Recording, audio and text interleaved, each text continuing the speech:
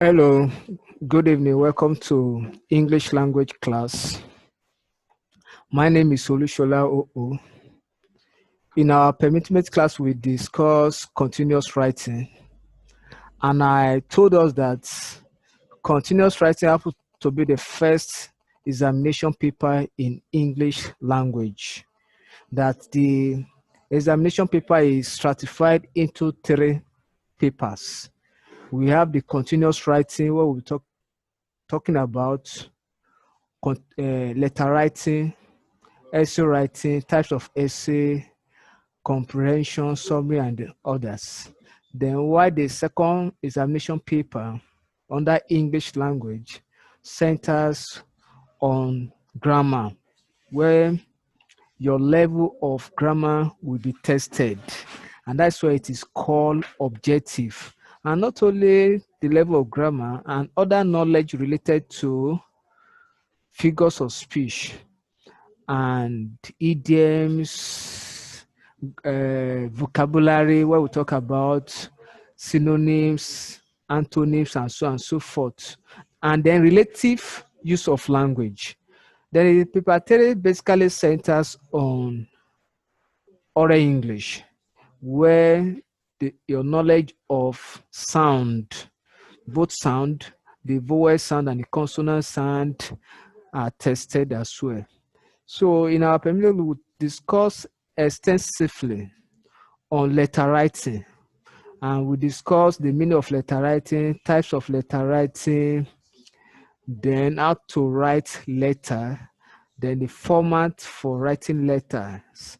And then we'll also talk about the features of informal letter, formal letter, and then also touch a bit of how to go about semi-formal letter. Although we say letter writing is basically divided into two. Then semi-formal letter sits on the fence between informal and formal letter. So this afternoon, my assignment is very simple. We'll be talking about essay writing under the continuous writing. So when we talk of essay writing happens to be one of the continuous writing for the English examination paper. So in academia, it is advisable that we get used to essay writing because we can't escape either letter writing or essay writing. So essay writing is the aspect of English that is very common to students that which they must encounter in academia.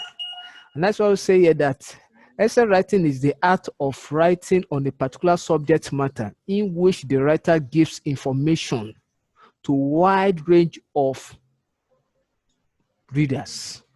Yes, wide range. Some particular subject matter. When we talk of subject matter in this content, subject matter has to do with the topic. And that is why if you go through why past questions, NECO past questions from different years, you notice that the exam question will always give you the subject matter. And that is one good thing about English examination paper, because to every English question, there is instruction that will guide the candidates. And that's why if you are to write on argumentative essay, the question within the questioned, the content of the question, the reader is expected to know that, oh, this question is coming from the angle of argumentative, and what is also expected from the candidate. So English question is very comprehensive, so that it will not put you on the fence. So you know what to do. All you just need to do is to first and foremost to understand the question, and you know what the question required from you. So subject matter has to do with the topic. And over the years, under essay writing, the exam body always give guideline of subject matter or topic to their candidates or to examination candidates that will guide them. So The foundation of essay writing is what we refers to as composition. You remember then in your junior secondary school, that's where your English master or mistress will tell you about composition. That composition is the art of writing on a particular subject matter too, or on a particular topic, or on a particular issue, and so on and so forth. The set applicable to essay writing. So essay writing is the extension of composition writing that you did in your junior secondary school. Then let us talk about types of essay writing. Basically, we have 4 types of essay writing. We have what we call argumentative essay. Then we have what we call descriptive essay. Then we also have what we call expository essay. Then the last on the list is what we refer to narrative essay, but not the list. So this evening we'll be talking about argumentative essay. So I deliberately arranged this type of essay in alphabetical order for better understanding. So because in some textbook you can come in contact first with narrative essay before you go to expository essay, then maybe argumentative essay or descriptive essay. But with the shoulder of wisdom, I decided to arrange it alphabetically. So our discussion this evening will center on argumentative essay. From the word argumentative. Argumentative is an adjectival word that metamorphosed from the word argument. The word argument is a noun word, and argumentative is the elongation of argument, which has to do with maybe trying to prove a point. You know, when you go into argument with somebody, what you are trying to do at that position or that particular time is that you are trying to prove a point or defend your position on that subject matter or on that issue or debating topic. So, and that's why most of the time when we are young, we always go for this what we call debate. Some of us in our junior secondary school and primary schools, then some of us belongs to debating society, where masters or mistress will train us on how to stand before audience and talk and prove our points to the hearing of others and try to convince them. Please, not to confuse, convince them, and in order to win them to our stand or our position. So that has to do with argument or argumentative. So argumentative essay is that type of essay writing that allows writer, particularly candidates in exam, to present an argument with pros and cons. With pros and cons. Now, what do I mean with pros? Pros means supporting ideas. That is, oh, why I'm saying this or why I stand on this particular position is this. Then, as argumentator, you have to do what? Give reasons to support your position. Particularly in a debate hall, you will try as much as possible to win the minds of the listeners or the audience in the hall. And for you to do this, you have to do this by giving them ideas or points that will be in consonant with your topic or with your position or the ground you stand. So those points, those ideas with gesticulation of body is what we call pros, that is supporting ideas. Then, and cons simply means opposing ideas. Yeah, because in debating all, you always have your opponent, and that's why, oh, I overheard my opponent saying this, that military government is better than civilian government, and he mentioned this. You counter it. So the point you use to counter your opponent is what we call cons. So opposing ideas or opposing point is what we refer to as cons. So as a writer, permit me to use this word, essayist, because when we talk of essays, essay simply means a person who writes essay. So as an essayist, you must understand the pros and cons of the issue before you, or of the topic before you. And that's why we always advise students or candidates in exam situation that they should go for topic but that is questioned, that they understand the topic very well, or they are acquainted to the topic, that they can tell everything ins and out of that topic. So that's why as an essay, you must have sound knowledge of the topic before you. So it is very important. Then the primary objective is to persuade people to change beliefs that many of them do not want to change. That is the essence of going into arguments. Yes, that is the essence of going into argument. The essence of going into argument is that you want that person to to to to believe in you, and then you are trying to buy their attention and that person as a whole to your side, that yes, okay, with this point that you have mentioned so far, I think you are making sense, or I think I should go by you. Oh, I think I should stand by you. Oh, I think I concur, and so on and so forth. That is the primary aim of argumentative essay. So, and that's why I want to say this. Consciously or unconsciously, some of us engage in argumentative essay or in arguments in our daily life activities. Days in, days out, we argue with people. Maybe in school, in church, in marketplace, in on the streets, even at newspaper vendor. A lot of, in fact, at times when you see a lot of arguments at the newspaper vendor, you will laugh at like a Lagosian.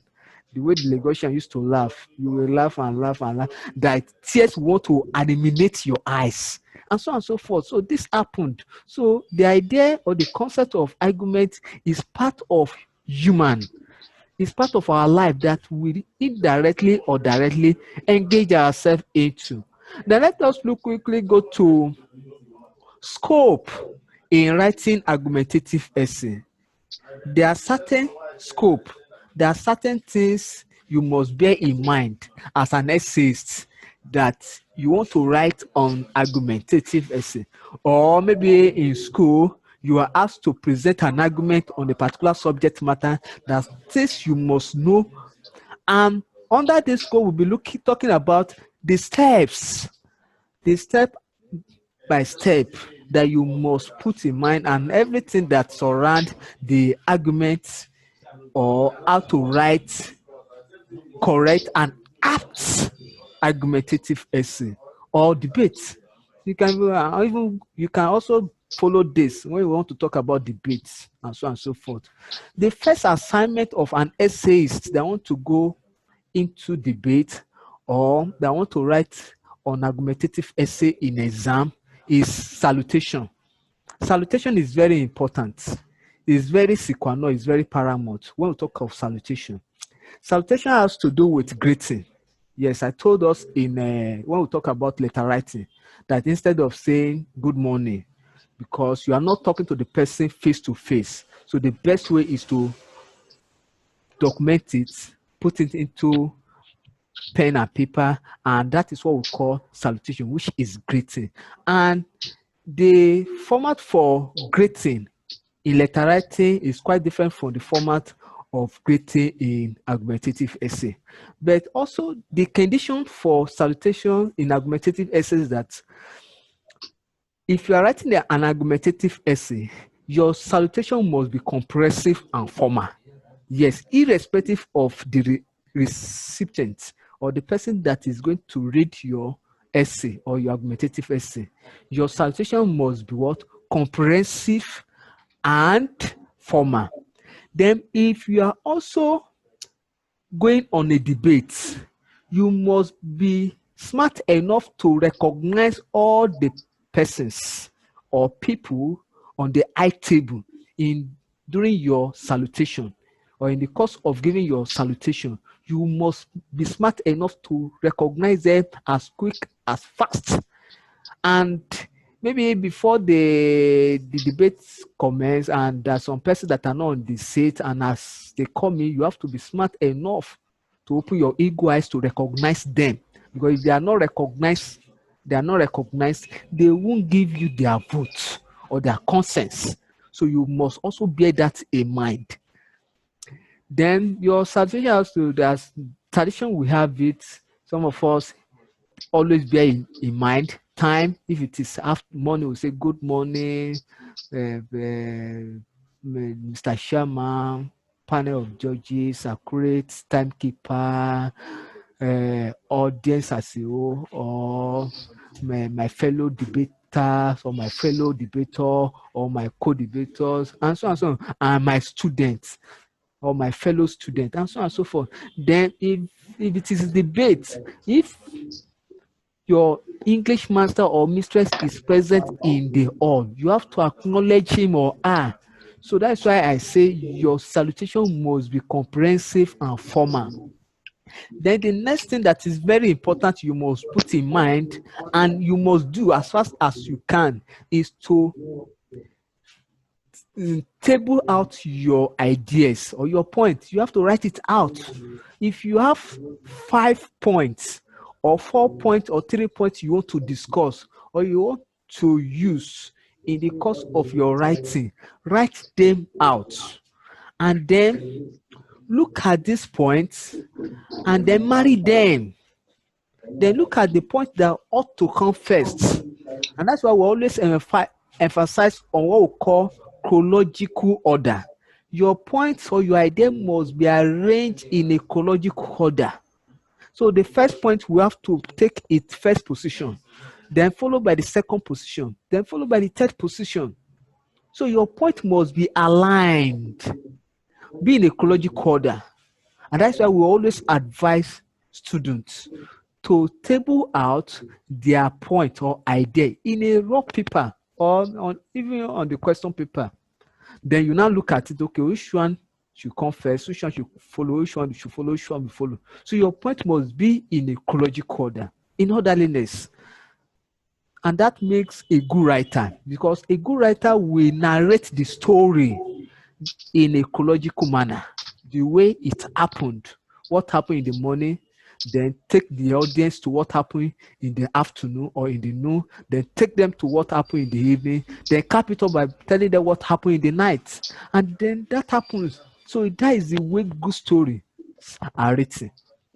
Then the next thing you expect to do is to arrange this thing and then present them. Then after then you have to give clear, intelligent definition to the subject of discussion. If you are, for instance, if you are to write on maybe civilian government is better than military government, don't assume that your audience or the examiner or the listeners know the meaning of civilian government.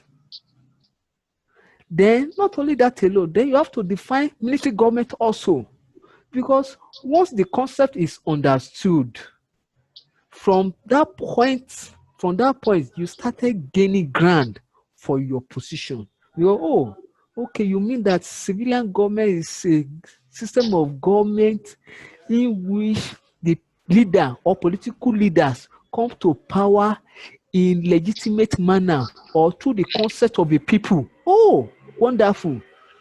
So you are winning their hearts, their minds to your position. Oh, you're not giving, say, military government is that type of government that come to power through force. Oh, and of course, we are all human. No man on earth that want to be forced to give his or her consent to something. So you give an intelligent, clear, intelligent definition of the topic before you, so that once the concept is understood, then the audience or your examiner will award you an apt mark for that. Then let your essay be convincing, not confusing. You are not to, one, in argumentative essay, you are not to tell the examiner that you know it all.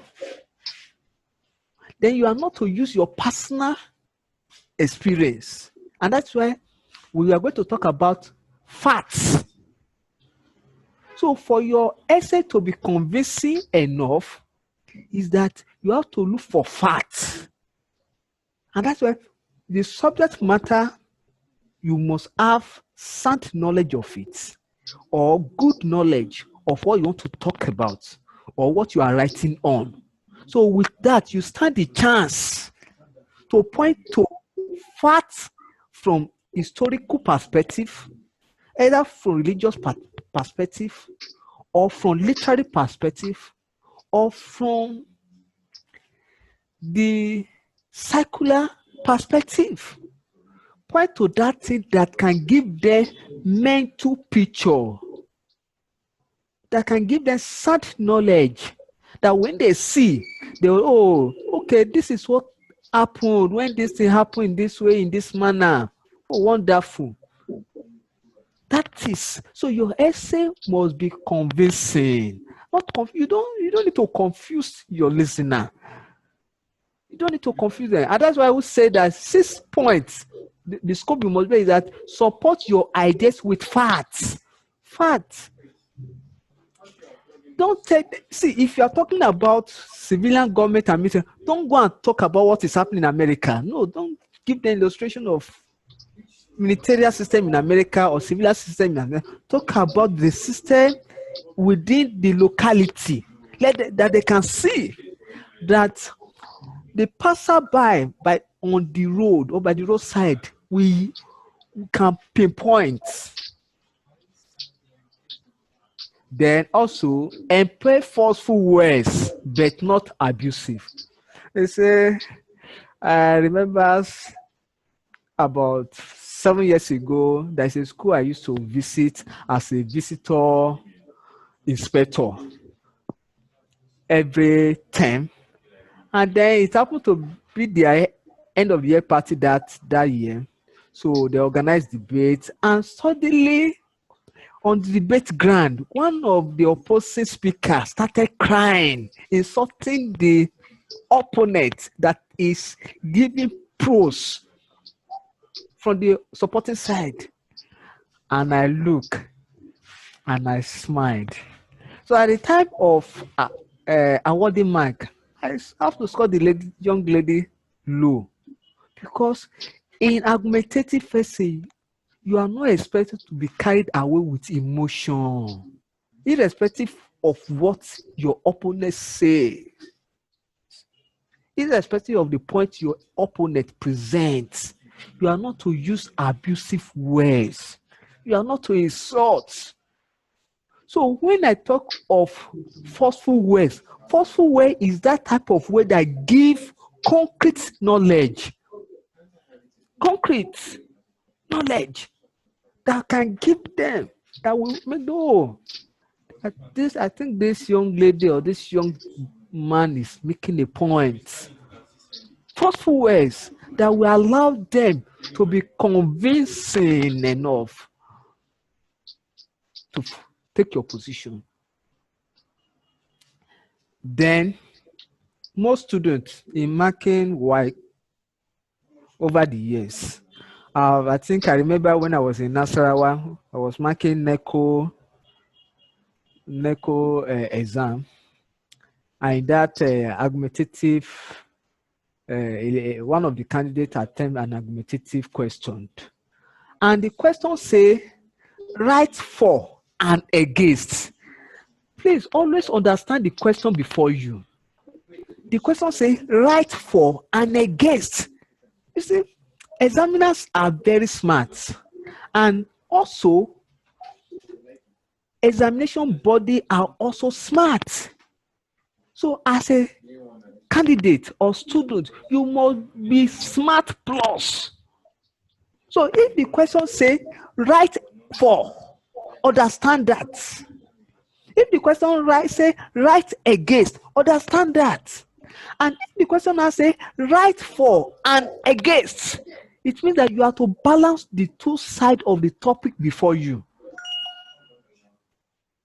So if you have to write for, it means that give your supporting ideas on that topic before you. And that is what you are expected to do alone. If you have to write against, that is scatter that motion or scatter the topic before you. But if you question and say write for and against, you have to balance the two sides of the topic before you. So don't be carried away. Understand the topic, understand the structure of the question, understand the nature of the question set before you.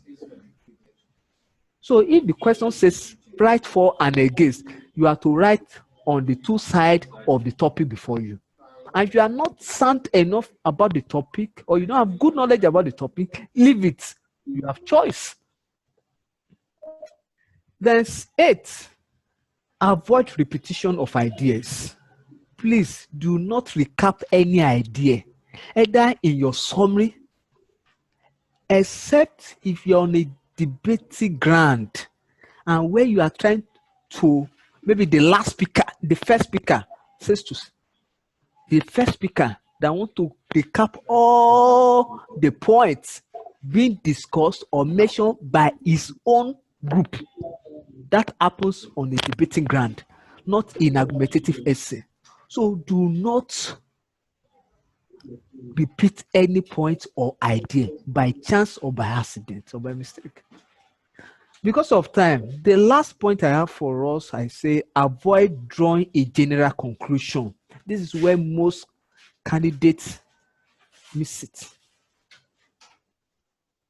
When we talk about general conclusion, do not have this idea that all the points you have mentioned are the best in the world. No. There are thousands of points that you have not mentioned on that topic. And that's why I say, do not say I believe. I'll be able to convince you. Don't use that word or that phrase, I believe.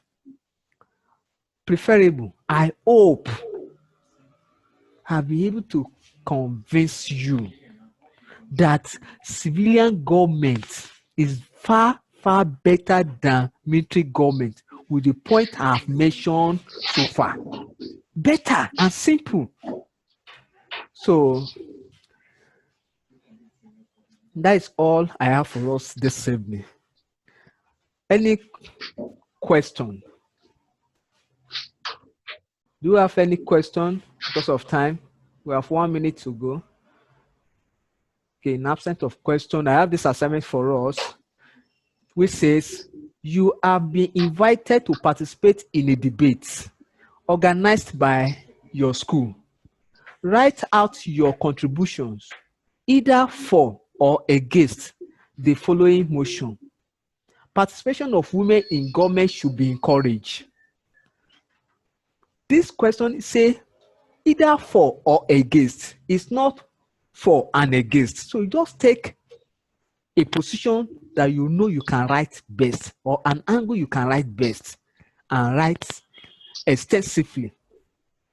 Participation of women in government should be encouraged. So that is all I have for us this evening. Thank you, and God bless you. So if you are watching this lecture via our YouTube channel, I want to encourage you to continue to subscribe to our YouTube, and we promise you to give you the best. Thank you.